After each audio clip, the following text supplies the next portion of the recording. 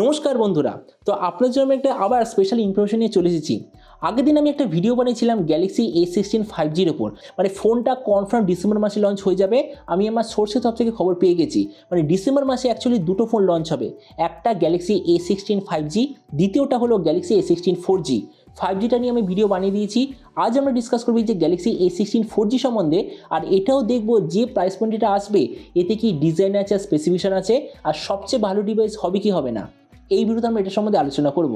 তো চলো শুরু করছি ভিডিওটা কোনো সময় নষ্ট না করে। আপনি যদি গ্যাজেট ওয়ার্ল্ড বাংলা চ্যানেলে প্রথমবার আসেন আর এরকম বাংলা টেক ভিডিও ডেইলি দেখতে চান, তাহলে গ্যাজেট ওয়ার্ল্ড বাংলা চ্যানেলটা সাবস্ক্রাইব অবশ্যই করে নেবেন। তো প্রথমে আমরা আলোচনা করবি স্মার্টফোনটার ডিজাইন সম্বন্ধে।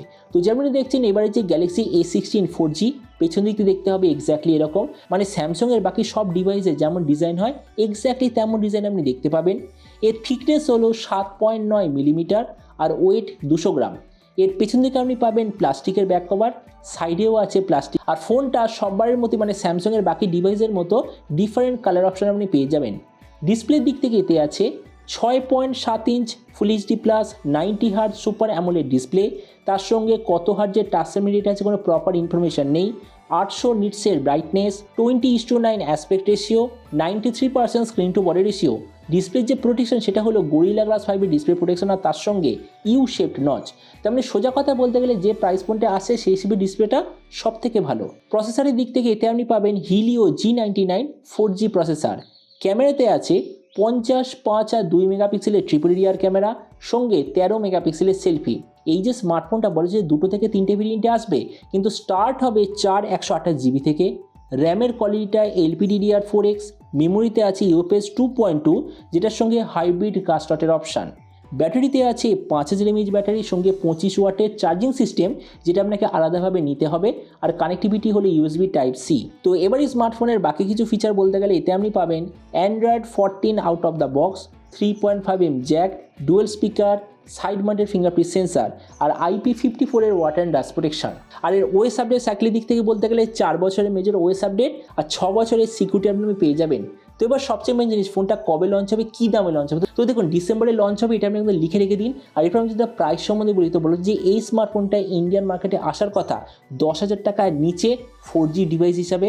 আর আপনাদের ভিডিওটা বাংলাদেশ থেকে দেখে দেন, বাংলাদেশের লঞ্চ হওয়ার কথা যতদূর মনে হয় 22,000 বাংলাদেশি টাকার নিচে।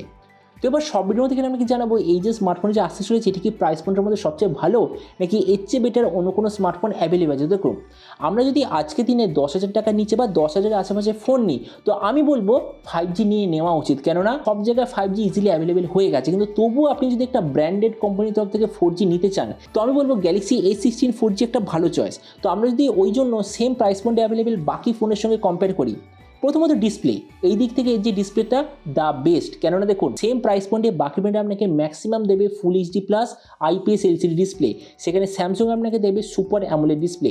তো এই জন্য এই দিক থেকে দ্য বেস্ট। প্রসেসর স্যামসাং দিচ্ছে হিলিও G99, কম্পিটিশন আপনাকে দিচ্ছে ডায়মেনসিটি 6300-এর মতো এত ভালো প্রসেসর। তো এই জন্য প্রসেসরের দিক থেকে স্যামসাং বিলো অ্যাভারেজ। ক্যামেরা, এর যে ক্যামেরা সেটআপ সেটা সেম প্রাইস পয়েন্টে অ্যাভেলেবেল বাকি ব্র্যান্ডের মতোই, কিন্তু একটা জিনিস মনে রাখবেন, স্যামসাংয়ের যে ক্যামেরা অপটিমাইজেশন সেটা জেনারেলি প্রাইস পয়েন্টের মধ্যে সব থেকে ভালো হয়। আমি নিজে স্যামসাংয়ের অনেক ফোন টেস্ট করেছি, তো জন্য আমি বলবো ক্যামেরার দিক থেকে দ্য বেস্ট। ভেরিয়েন্টের দিক থেকে আমি এখানে বলবো অ্যাভারেজ, কেননা সেম প্রাইস পয়েন্টে বাকি ব্র্যান্ড আপনাকে যা দিচ্ছে স্যামসাং আপনাকে সেম জিনিস দিচ্ছে। ব্যাটারি আর চার্জার আমি এখানে বিলো অ্যাভারেজ বলবো, কেননা হতে পারে স্যামসাংয়ের যে 5000 mAh ব্যাটারি বাকি ব্র্যান্ডের মধ্যেই 5000 mAh দিচ্ছে, কিন্তু এর যে চার্জার সেটা আপনাকে আলাদাভাবে নিতে হবে।